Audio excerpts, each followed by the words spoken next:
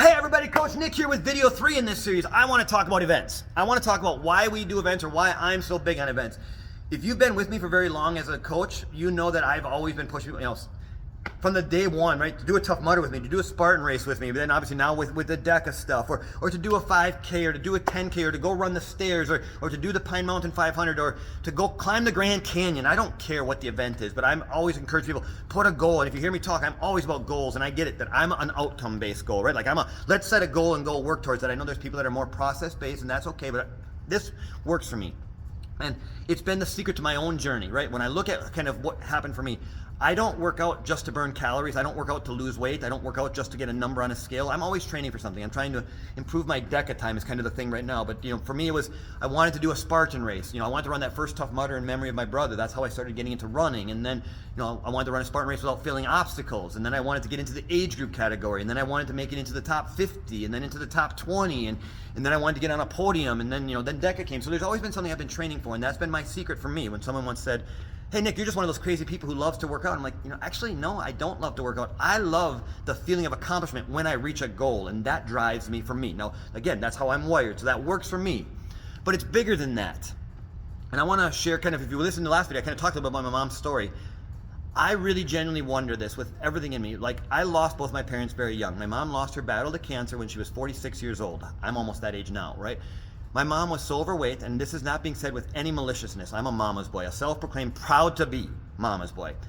My mom was so overweight that she had a tumor the size of a softball. Literally, we're talking a tumor this big, and we didn't know it because obviously, again, she was unhealthy. She was overweight, and because of that, when we finally found out, she was already into stage 4, and we lost, after a courageous battle, my mom lost her battle to cancer, right? And health was a big part of that. I also lost my dad at 67 to kidney and heart failure, right? Like, again, unhealthy choices all their life. And the result of those unhealthy choices is now that my kids will graduate high school without their grandparents being there.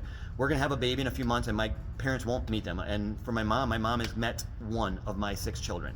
And so when I look at that, here's my question. And this is something that I will live with as a coach for the rest of my life. I wonder if someone had talked my mom into doing a DECA, and it took my mom an hour to do it. But at the end of that thing, she would have felt the success, the feeling of accomplishment of having conquered that thing. And to say it took her an hour to do a DECA strung, which is right, not even fast. Maybe she thought, hey, I think I can do this in under an hour. And maybe she does it again, and she gets it in at 55 minutes, and she says, wow, I got 5 minutes better. Let me try it again. I think I can do this. And she got a little better. And the next thing you know, let's say that takes a year to do that. And maybe in that course of that year, she lost 30 pounds. And all of a sudden, instead of yo-yoing the same 10 pounds and feeling unsuccessful over and over and over again, maybe she could have kept on her fitness journey, because maybe she would have found some fun in doing that. And it wouldn't have been trying to get to the world championships. It wouldn't even have been about being the fastest person. It would have been about that feeling of accomplishment, right? This person who dreaded getting invited to weddings because they were so self-conscious in theirs, could have crossed that finish line and had that medal placed around their neck, and maybe my mom would still be here. And so when you hear me say, hey guys, I want to talk you into doing an event, it's more than just the winning and losing. There's so much more to that. Because again, when I started my journey, I couldn't run a mile.